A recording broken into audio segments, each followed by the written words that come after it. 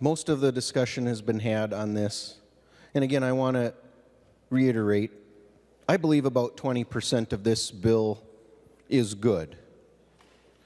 The funding for Pellsby to update their system for teachers, that's a good thing. And I think everyone across the board agrees that the READ Act has been a very good thing for our schools. But I'd be remiss if, as we talk about the READ Act, that we do not mention former Senator Roger Chamberlain, who was the champion who brought this to our attention years ago, who was continually pushed back upon by the Pellsby Board and the Department of Education. So I do want to thank Senator May Quaid for taking up that and continuing that effort and getting that across the line, but we cannot forget that Senator Chamberlain is the one who first championed this initiative, telling us how important it was for our students to be able to read. Unfortunately, Madam President, as I see it, this bill goes downhill from there. Again, our schools were requesting flexibility with the funding. There's a little bit of flexibility in this bill. We allow unused funds to be extended until next year within that same category. But Madam President, as I said when this bill was first here, most of these schools, if they can't use the money this year within that category, they're not going to be able to use it next year either, and it will return to the state. What they really needed was the flexibility to move those funds to another area of need within their district.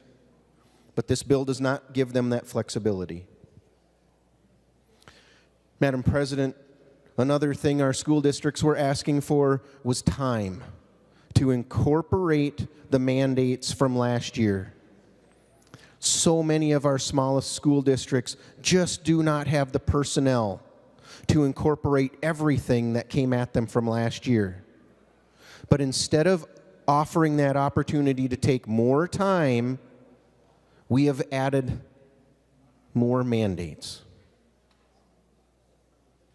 Another thing that this bill fails to do that we have talked about over the last 2 years is the growing divide in the per pupil funding because of the categoricals. Every time we put money on the formula, as we did last year, which is good for our schools because they have that flexibility, but because of the categoricals, we are seeing a huge divide growing between our schools as to how much they receive per pupil. Some are in the $8,000 range, some are in the $14,000 range. We absolutely have to start looking at that and take on that difficult task of figuring out how do we narrow that gap again so that all of our students, no matter where they live in Minnesota, are being offered some of the same opportunities.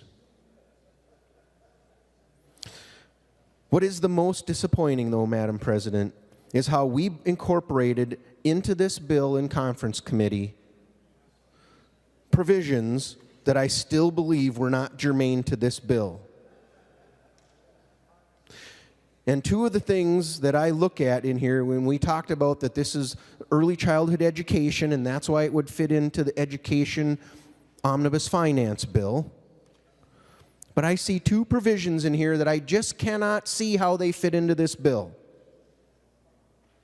One is that removing the exemptions for medical and religious for immunizations for children going into daycares. We've heard a number of stories from our members on that. We are getting in the way of our families from being able to make those decisions based on their religious beliefs or known medical issues within their families. And I don't understand what that has to do with education finance. And the other provision that we have in here is a study for emergency shelter needs for transgender adults experiencing homelessness. What does that have to do with our schools or with our daycares? Members, Madam President, we absolutely should have sent this bill back to the conference committee, come back with something that had 80% of the things that we could support. That didn't happen. Madam President, members, I ask that we vote red on this bill today.